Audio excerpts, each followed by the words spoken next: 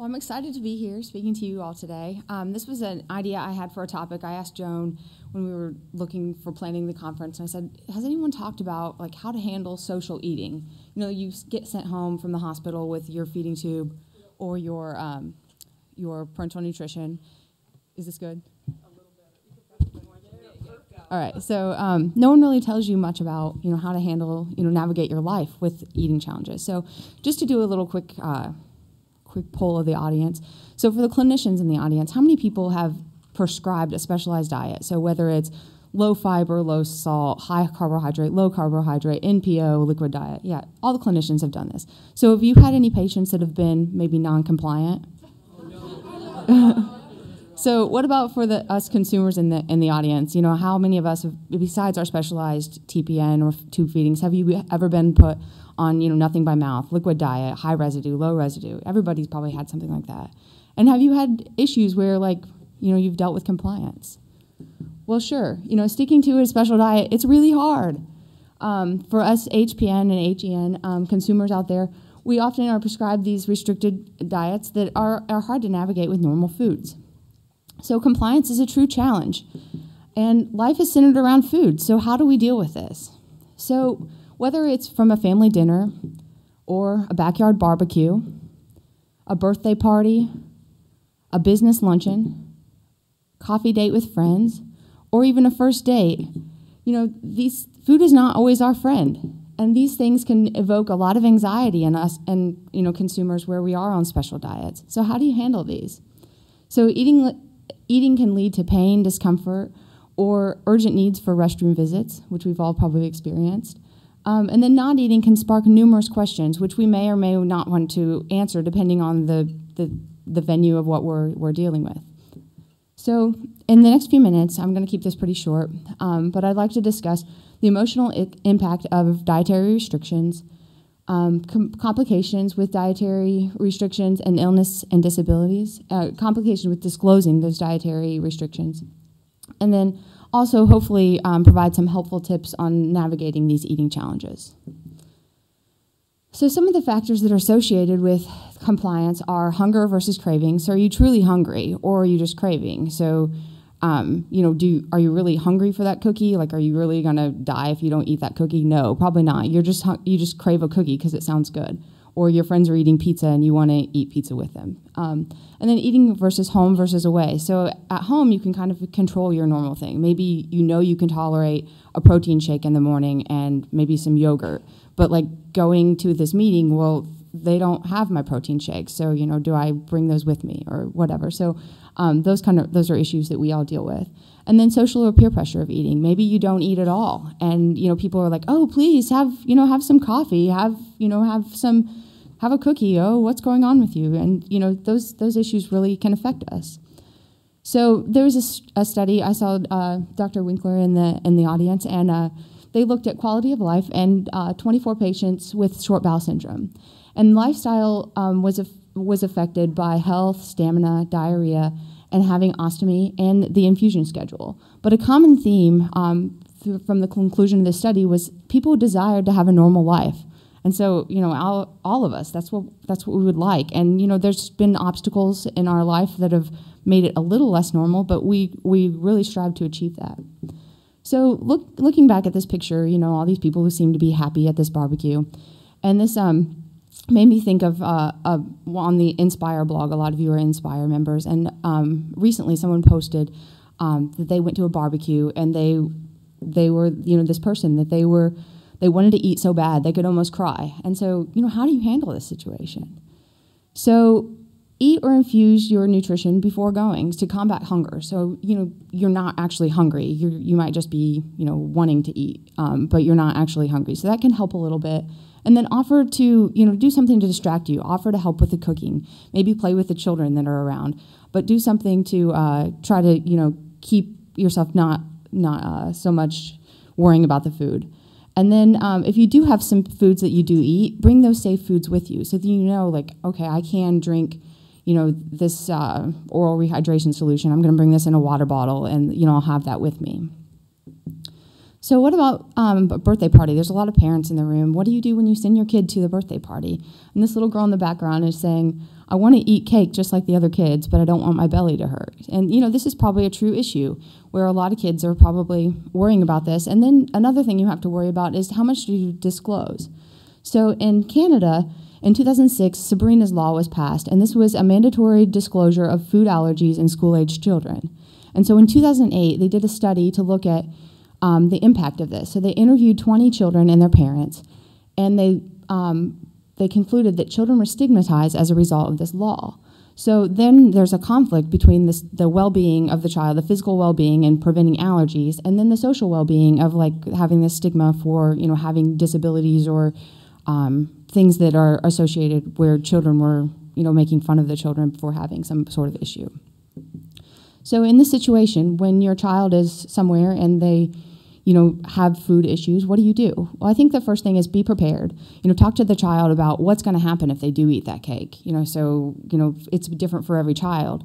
Or, it could be that they have some sort of food allergy. Maybe they need to be gluten-free or dairy-free, or there's, all kinds of different things that we all face. If there are foods that they can eat, pack safe foods. Maybe your child shouldn't have cake, but they can do sugar-free popsicles, and that's their favorite treat. Maybe take a box of those popsicles to the party and then give them to everyone. And then communicate with someone. You may not want to tell everyone or tell all the children or whatever, but let someone at the party know, so then that it isn't a big, a lot of assumptions being made, so someone knows actually what's going on.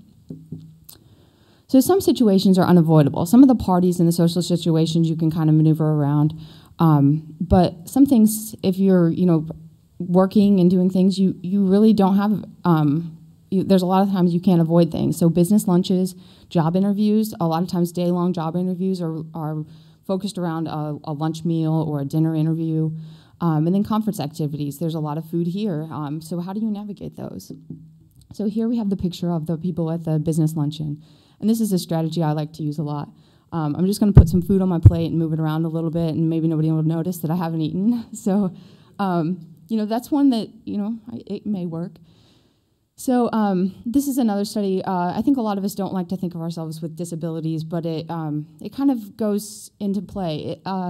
So individuals with disabilities face barriers in employment. And this is a recent study where they looked at 41 people that were competitively employed. So these were not jobs that were focused for people with disabilities, or they were just normal standard jobs.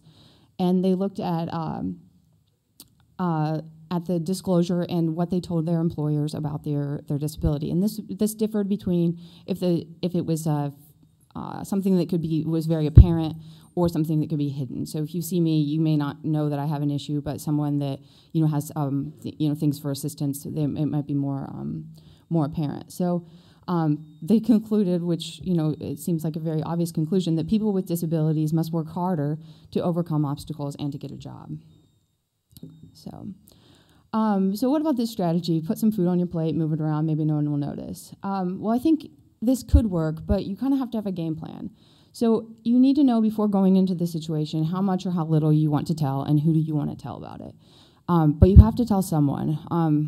You may have something that could go really wrong, and you want somebody to be there.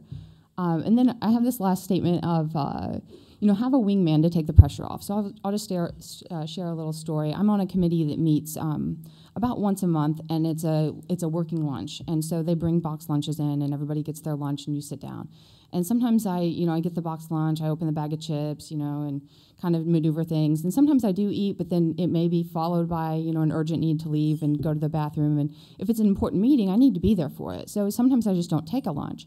And one instance, I was sitting there, and one of the guys that's on the committee, I don't know him very well outside of work, and he's like, "Oh, you need to eat. I'm not gonna. Here, did you want this lunch? Did you want the turkey? I took the last turkey." I was like, "No, I don't need the turkey."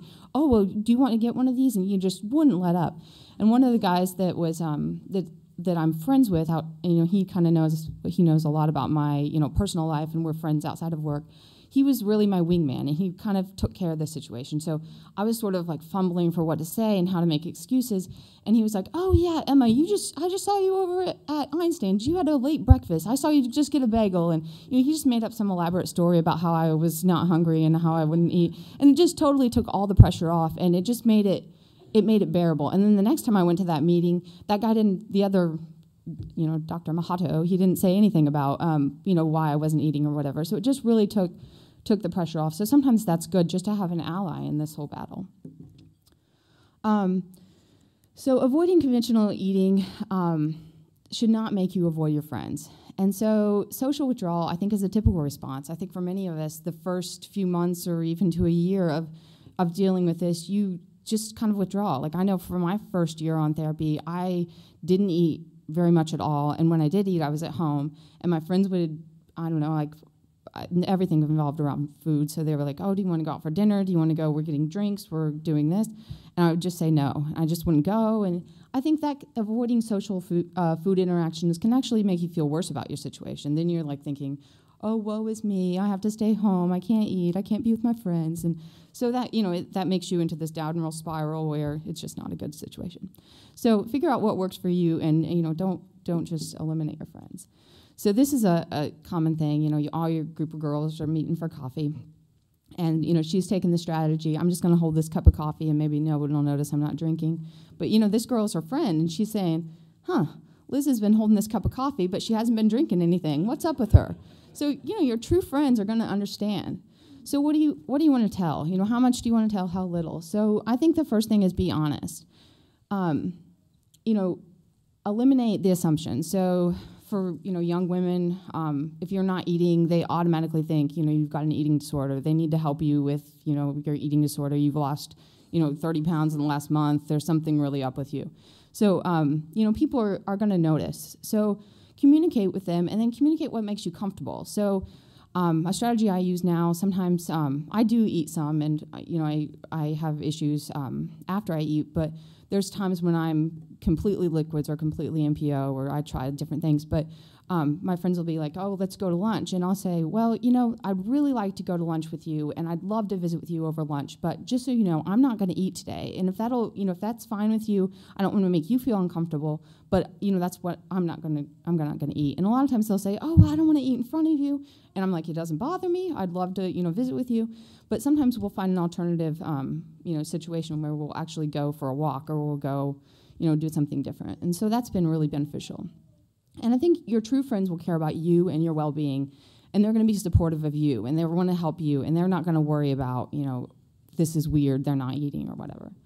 And then I think avoid unnecessary drama, and this might take a little bit more explanation. So you don't want to go to the restaurant and give the waiter your life story about why you're not eating, and I'm allergic to chicken, I'm allergic to rice, and I can't have this, and how is this prepared? And then you don't want to monopolize the conversation. So if you're in this group of 4 girls, you don't want to say, oh, I just had another doctor's appointment yesterday, and my potassium is low again. People don't care, some of your friends are going to care a little bit, and they'll ask you personally, and they may ask you those things. But definitely don't be that person that's like, all the drama is about me and everything has to be about you. So I think that's a good way to lose your friends if you, anyways. So dating, this is like a fun topic. I've been around the dating scene a little bit. But, first dates are stressful enough, and especially in the world of internet dating, you have a lot of these blind dates. So what do? People don't say, oh, let's go, for a walk. They don't do that on the first date. They want to go for coffee, or they want to go for a meal. So, it can be a big challenge. So have a game plan and be prepared. So this guy, he's saying, I hope there's not a line at the restroom. And, this could be a big issue if you're trying to eat and then you don't know what's going to happen afterwards. So, know your environment. Pick a restaurant or coffee shop that you're familiar with. So maybe you know that, oh, that restaurant has this restroom that's a one-seater. It's the best one. And then, choose some safe food. So if you know, every time Thai food hits me, that's just not a good thing, don't go for Thai food. That's probably not a good thing. And then decide before how much or how little you want to say. First day is probably not somewhere where you're going to disclose it, but you also don't want to get yourself into lies where you've made excuses, made up a big story, and then 2 months down the road you're still dating this person, and they're like, so this whole 2 months you've been eating, and then you've been going to the bathroom, and you actually threw that, you had that empty coffee cup and you were just pretending like you were drinking something out of it. So, you don't want to get yourself into these situations where later on they're going to say, you lied to me for 2 months. So that's not a good thing. So your friends and family will accept you and your challenges for eating. So just be honest. And then, again, just avoid the unnecessary drama with friends and family. So I think this is my favorite picture of the person with their family, and she's saying, I really enjoy spending this, having this nice meal with my family where I don't get judged for what I do and don't eat. And I think that's what all of us really want. We don't want to be judged for what we are eating or what we're not eating. So friends and family can help you enjoy their company without the worries of food. And then also try to enjoy activities outside of eating. For me, you've all heard my story about the running. That's actually been my release, like where I do a lot of social things with people. So I'll meet with a friend and go running with this friend, and then I'll go for a walk with another friend. And most of my things now revolve around running dates rather than eating dates. So I guess that's a good thing.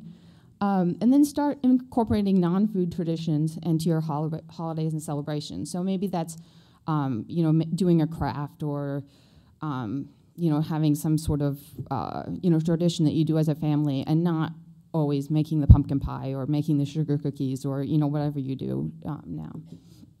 And then stick to your safe foods. I threw out my, my gummy bears, which are like my always go-to, and my closed coffee cup that no one can know how much or little I drink out of that. But, everyone has those things that may or may not work for them.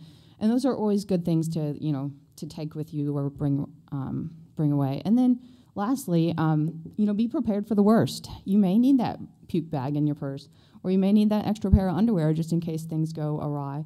Or, some meds may help some of us. So, be prepared for what may go wrong. And then now I'd just like to close and invite you guys all to attend our breakout session. And I'm going to have some helpers. Rick Davis and Terry Edwards will be helping in the breakout sessions. And so we're going to repeat it twice. It should be a lively group of people sharing all of their tricks of the trade, I guess. So I'd like to take any questions now, and then we can continue that at the breakout session.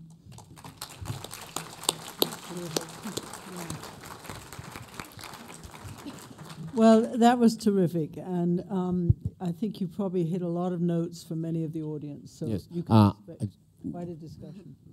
I just want to say, really, I think we can all relate to the fact that the life revolves around social food, and all my life I tried to fit in, and what I do mostly when we have cookouts or whatever, I take pictures, and I have a plate of food, but I go around taking pictures of people, and so I'm the photographer, But we have to, I think this is a very useful thing, and but because everything revolves around food, but very, very good. I appreciate it. Thank you.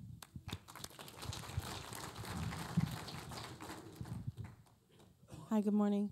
I'm not sure how long you've had your situation, but I have a 10-year-old son, and eating really helps the situation. But I'm wondering if you have any advice about what age should I let him say, you know what, I'm not ready to eat today, or keep pushing him, because as a parent, I notice that it helps the situation and it affects the ratio of his TPN and his feeding, but it's 3 times a day we go to war. I don't know. I'm probably not the best to talk about that, just because I don't know his medical situation. But I would say if his doctors want him to eat more, like follow that advice. But there's probably some days where it's probably good to give up the fight and let him do his own thing, I guess. I don't know. And yeah, he's getting into adolescence where he is kind of growing into, I don't know.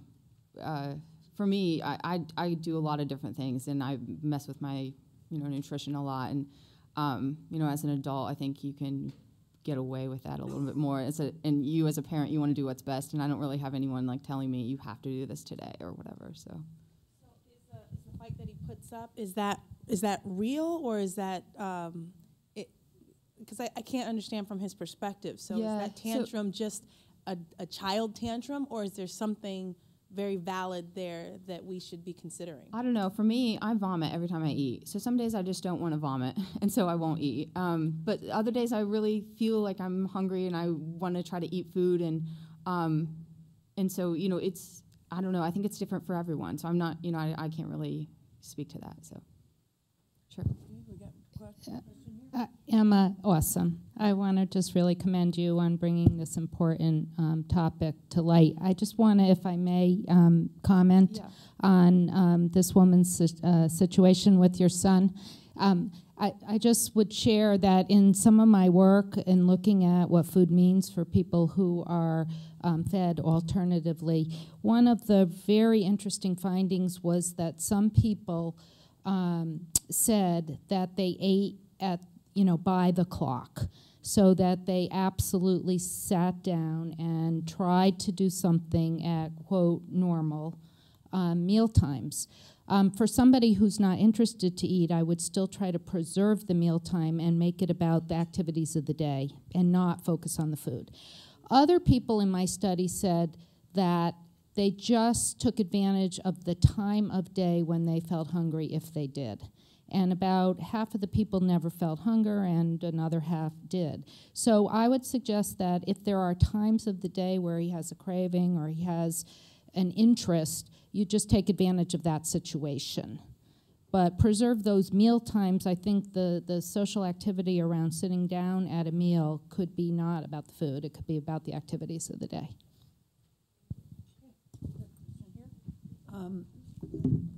Hello. Emma, I thought your presentation was excellent as well. I could really relate. I find an additional factor as a mother and having to doing the food shopping and the food preparation. I find that part difficult because when I'm food shopping and thinking of what to cook, my mouth waters. I want to eat the food, but not. It's more of a craving, and that's the part that I find difficult. And to be able to sit, and what bothers me the most is when I sit and watch people pick at their food. Drives me absolutely up the wall. I just want to grab it right away from them and tell them how lucky they are that they can eat it. And also a discussion about foods. My friends will say, "Oh, you went to that party. What kind of food did they have?" I don't really try to I try not to pay too much attention to it. I know that they had food there, but it's also preparing for holidays. My mother wants to know details, and like, Mom, I'm not really interested. You want to prepare the food? You could prepare the food. I can't eat them. Sometimes I just find it very hard that most people think a lot about food, and that's not what my life is about. Any suggestions? Do you want to use this so Sure. you can walk around? There's a lot of people who'd like to talk to you. Is this on? I'm not sure. Okay. All right.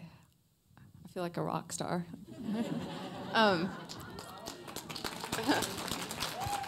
Yeah. So I don't know. I've done NPO for weeks at a time, or I've done liquid diets, and it is tough. It's tough, and it's not always hunger. It's that craving. It's I really want that cookie, or I want whatever. One thing I've done, it's probably sounds silly, but when I'm like really wanting to eat something and I know I shouldn't, I write a journal of I just write down like foods I would like to eat, and then I have pages of like things, it's like red pepper dipped in hummus or something, and it's like weird things like peanut butter on lettuce, and like I think about all these weird things, but and I don't know, sometimes just writing it down just gives you this okay, I've thought about it and I've dismissed it and I'm not going to do it. I've got this power. Other times I've everybody's always like, I think the New Year's resolutions are always save money and diet, so I try to think about how can I save money. So I write down okay, my friends ate at this restaurant. If I would have, ordered something here, that would have been $16.95. I write all this down, and then I'm like, okay. At the end of the week, I had $150 I saved because I didn't eat. So, So, Rick. I have not been able to read or drink for 14 years. My esophagus is paralyzed by stroke, so it's physically impossible for me to swallow. But I learned to cope with it the same way I learned almost everything else, slowly and gradually. When I first skied, it was very uncomfortable for me because I couldn't. I fell down a lot. When I first couldn't eat, I was very uncomfortable because it made me angry, and I didn't like to see other people having food. But I decided that, like learning how to ski, if you want to learn to do it, you've got to keep doing it and doing it and doing it. So I would force myself to go out to eat, to be around people that were eating. And gradually I became accustomed to it. So now I am not uncomfortable. And because I'm not uncomfortable, the people around me are not uncomfortable. Anybody with a disability probably knows that if they draw attention to the disability, other people feel uncomfortable about it. If they don't, if they just engage in normal conversation, the other people think that's fine. Now, when I go to a restaurant, I simply say, I have a medical condition. I can't swallow, so nothing for me. They accept that at the restaurant, and the people I'm with accept it. I have a lot of fun with it, with some people, and I'll share those examples this afternoon, but learning to cope with it is just a gradual matter of forcing yourself into it until you're comfortable with it. For me, anyway. Yeah. Thank you. My daughter is 11. Oh, Sorry. Yeah, go ahead. My daughter is 11, and she's had a feeding tube since she's been 7 months. Every year in school, we would go in, because she carries her backpack, obviously, and we would go through the classroom and just kind of give a brief overview of what it is, that it could leak, it could beep, things like that. She's moving to middle school next year, and middle school can be mean and nasty, and the girls, there's just the hormonal switch. And you talk about having like a wingman or having, only close friends that know. Do you think that this is kind of the cutoff and let her make those decisions and who she's going to tell and who she's not going to tell and make her have that control at this point? I think, I think it could be some serious conversations with your daughter. And, if she wants to have, this informal thing where everybody, and maybe the people that she's went to elementary school with, they all know, because they've grown up with her. But definitely, her teacher needs to know. And then, if she has a few close friends, and then if she can have some allies, like if you have the cool girl on your side that says, hey, that's her backpack and that has her food in it, don't make fun of her, that's going to help things. But it might make it worse going in, like you said, like doing what you did in elementary school. But that's, I think that's, conversations you can have with her and, decide what she wants to tell. And, I definitely have some people that I'm very open with. And then there's some people at my job that kind of know that I have some weird eating something and I'm in the hospital sometimes and I miss work a lot and I miss these faculty meetings and, I get in trouble. But, they don't know the extent of it. I think, it's personal and it's hard. And, as a parent of a middle school teen, like that would be awful. Thank you. When my daughter went to middle school, she's very quiet and has a lot of issues, and they purposely paired her with her allies. So every single class she had a known ally, pretty much the whole day, her very best friends. And because she had these needs, this was allowed. Most people can't say, I want my best friends, but for her, it was a need because she was a poor advocate. So you could suggest that or ask that, because middle school really can be tough and you need the allies with the girls. Yes, I'd like to first of all thank you for sharing your experience there. And but I found that because of being on the TPN and the short bowel, at home or at someone's house for a party, that isn't my biggest fears. My biggest fears is going to a restaurant, because trying to ask them kindly, because I can only have so much sugar and so much fat, it always happens that, there's a lot of people around that, they start asking questions and they're not comfortable. Sometimes I don't know what's in the food. There's some restaurants you cannot find out what's in the food. And it's like, going out into public, it's easier for me to do it at home. And, my family understands it and all that stuff. And finding out that, when you go out into public, and most of the social gatherings that we have are in, restaurants and food. Everything is tied around that. And it's, the last conference that I went to, there was a young lady there that told me all about that she doesn't eat. And after we were waiting for the auction, she went up and got a piece of cake and a cup of coffee. And she sat down, and I said, wait a second, I can still eat with my TPN and stuff. I said, didn't you just tell me that you don't eat? She goes, oh no, I don't eat most of the time. She goes, but the cake looks so good tonight, I decided, I know I'm going to be sick, but I think, it's worth it. And yet she said, she thought it would be worth it to have the coffee and the cake. And because it's a social gathering, people feel a little more comfortable. There's sometimes I'm willing to go to bat and say, okay, I may feel pretty bad about what I eat tonight. But I've come to the point that, if you're uncomfortable about it, that's your fault. I'm just, I can only do so much. But listening to you and having to figure out what the things that you go through, that opens up, the communications to be able to help people understand. And I appreciate it. And good luck on the running. Thank you. I want to offer information on two particular resources that we have that I believe apply here. We have a restaurant card. It's a small business card, and that card simply states that you have a digestive disorder. Please allow me to order off the child's menu or a half portion. That works. It cuts the cost down. Emma, at the end of the week, you may be able to cut your $150 savings to a little bit, but that really works. I've been around when people used it. We also have a bathroom card. Please allow me access to your bathroom. It just explains, takes a lot of the discussion and the drama off the table. So Jennifer's had her hand up for a while. I just wanted to comment on kind of the other side of, I'm a parent of a child who wants to eat excessively. And some suggestions, things that have worked for us. I have found that he obsesses with food, when the next meal is, how much he's going to eat, and having a highly structured program in place has been really effective. And we've made it serving size specific.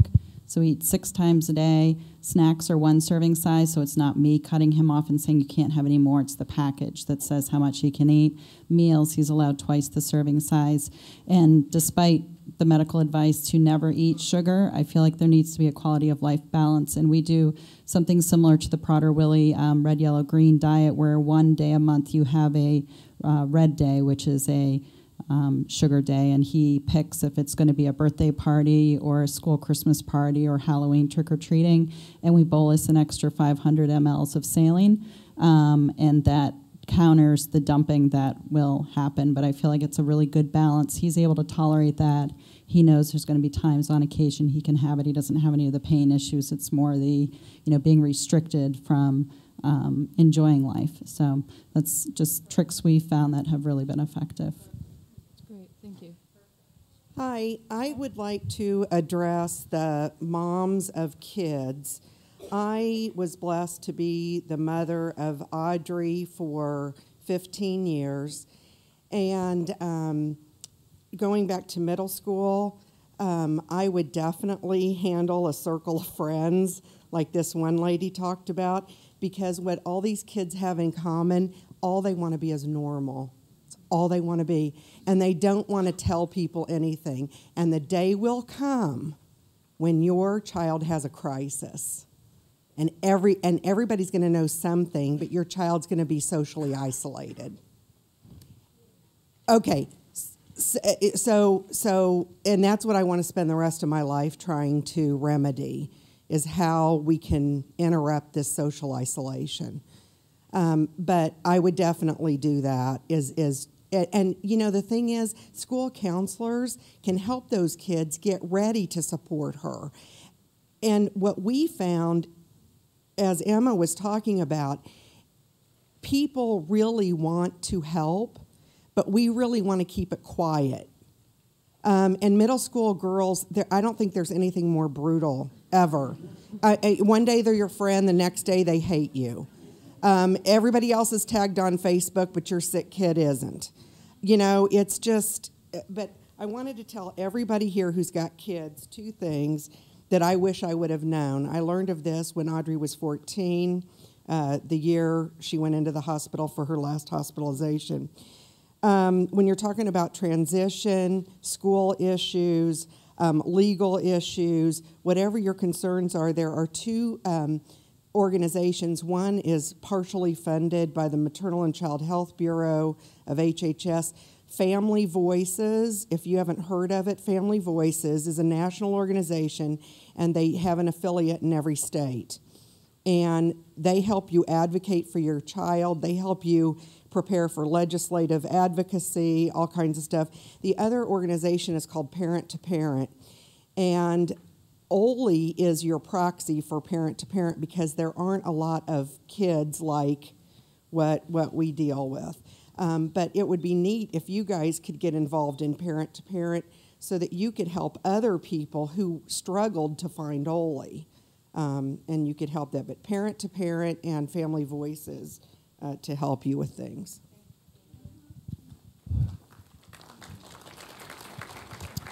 I'd like to bring up an elephant in the room. I'm on TPN. I have got bad diarrhea. In work situations where I've been in a restroom, a big restroom with 4 or 5 stalls, people have come in and said, Jack's here. There's that unique smell. So what do you do? That's just a real problem. Maybe other people have it. Doesn't matter, but probably do. But what do you do when you go to other people's houses, right? You get the bathroom where everybody's in, you're occupying it, it stinks like you know what. What do you do about those kinds of social situations? Because that to me is the real problem as an adult. I don't care if people know what my problems are or not, but just that kind of thing, and that certainly is very embarrassing. Yeah, I can tackle this a little bit. So my issues are kind of the other way. Like I kind of have everything kind of come up vomiting wise, but if I'm going to someone's house, sometimes I usually know that person pretty well, and I say, is it okay if I use the bathroom that's off your bedroom or whatever? Just because you don't want people walking by and they realize you've been in there for a long time, or there's funny sounds or smells or whatever coming from there. You don't want everybody knowing your business, and so that's helped for me. Like most people have more than one bathroom in their house, and so maybe you're not in the half bath that's off the kitchen. You go up to the the master bedroom bathroom up there, and so that's helped. For when I choose restaurants that I'm going to be with go with friends. I like the one-seaters. A lot of the newer smaller private restaurants have like a men's restroom that has you shut the door and there's the sink and the toilet in there and no one else comes in and you can lock it and you stay in there and you do your business. And then there's not 4 stalls where the person hears you throwing up next to you. Oh, are you okay? And you're like, yes, I'm fine. I do this every day. But it's a big issue. But I try to plan ahead for where I'm going to be, and I think maybe I have a better advantage where I don't have to have a bathroom. So, I mean, it's not uncommon to see me walking from one building to another at work, and I kind of have the sudden urge to vomit, and I'll go over and puke in a bush or whatever. So, that maybe is a little bit easier than I don't have to always deal with the bathroom issues. But yeah, it's a huge problem. And then not to be funny, but the extra pair of underwear on the slide, sometimes you need that. Or for me, a puke bag, even flying here, multiple trips to the restroom on the plane, and that's probably a situation for a lot of people. So, I was just going to say they have this great stuff called poo-pourri, and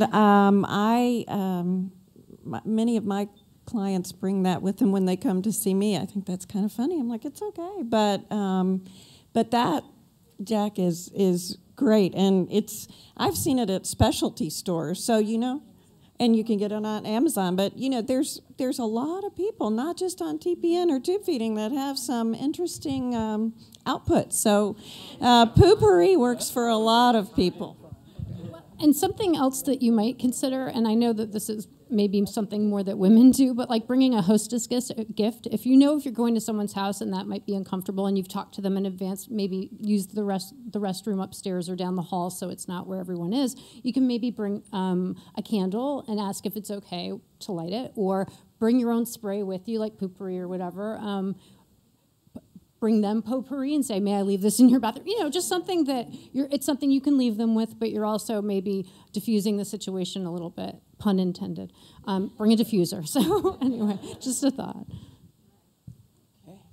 I have a solution. I have the same problem over here. I have the same problem, and I take those clip-on car fresheners that you put in your vent thing, and I keep it in a baggie in my pocketbook. I go to a friend's house, I take it out of the baggie, put it on the counter until I'm done, and it's the last thing that goes back in my pocketbook. And it does, I mean, I have to say, I mean, it's really disgusting. You know, and my bathroom fan at home does not work well, so we always have spray, but I have a question on, I cannot go in a store that doesn't have a bathroom. Cannot do it. Even if it's for 5 minutes, because I get 2-second notice and my bowel just goes. So I wear sanitary pads just in case when I go out anywhere. But what do you want to do when you want to go shopping with friends and, you know, 3 of the 4 stores don't have bathrooms? You know, I have some friends I can say I can't go on there today because I'm not having a good day. But when you really don't know somebody, how do you address that when you're out with, you know, people you're not really close with? I think most stores do have a bathroom for their employees. And so I think that, like Joan talked about, the little card that says, may I please use your bathroom? Like, I like to shop at the Banana Republic. They don't ever have a bathroom for the public to use, but I've went in there many times and used their little employee bathroom, and it's usually in a closet and it's really tiny. But, you know, I think most people are understanding of your situation, and if you realize, you know, if they realize, like, it's not like just don't want to walk across the street, I really can't. Like, there's going to be a mess in your store if you don't let me go. You know, so I don't know. I've never had anyone tell me no. So I don't know.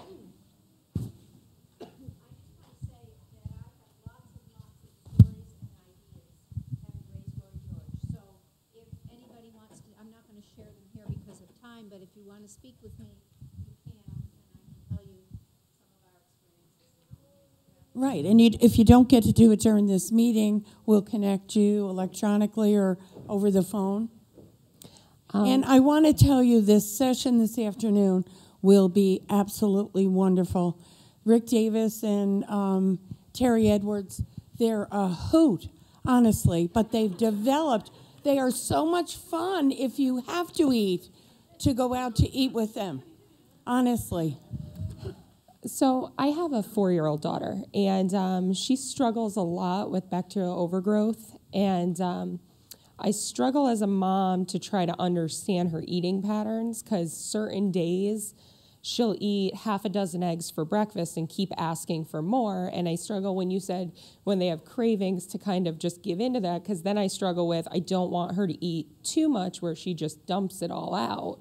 So I try to limit her, but then there's days where she won't want to eat at all, and then as a parent I struggle with, well, you need to eat something today, and then she has extremely expensive taste, so sometimes when we're out at a restaurant, she'll say, I want king crab, or I want lobster or shrimp cocktail.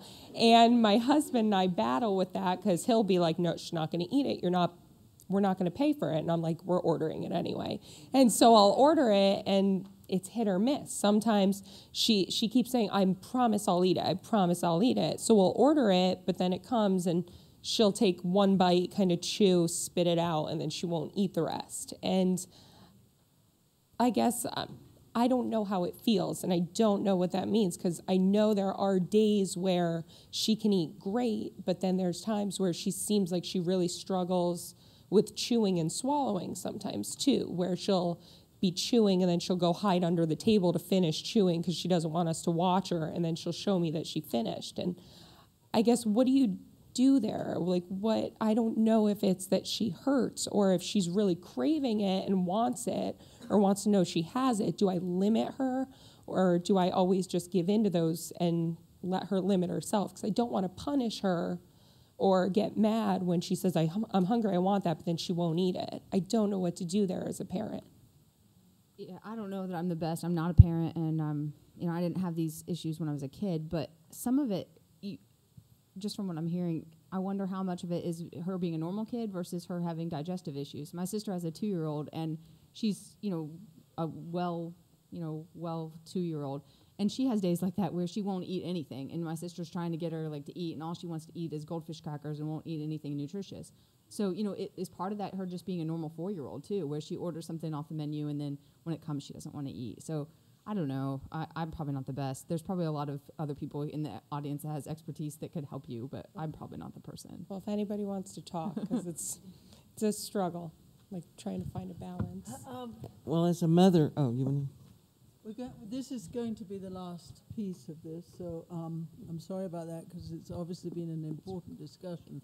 But we have 3 presenters of some research, so it is the last response. So who wanted to jump in here?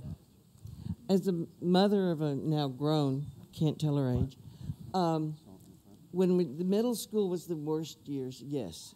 But what we did through all that was we made the bathroom is an issue. And we used, just to tell you, we got permission, she knew where it was, to use the bathroom not the nurse's office, that's where all the germs are. We used the bathroom in the counselor's office or the office of the teachers.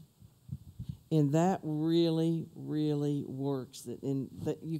They always act like they're taking something for a teacher or something. But never using the bathroom if they have an issue because they will be cremated. That's just a known fact. That's quite a note to end on. Yeah. I have one quick comment in regards to public bathrooms. Many states have passed laws. I don't know the name of the law, and I know in Connecticut it is a law. If you need to use their facility for medical reasons, they have to allow you to check your state's laws. And like I said, in Connecticut, I cannot remember the name of the law. They have to allow you to use it. All right, folks. Well, obviously a very important topic.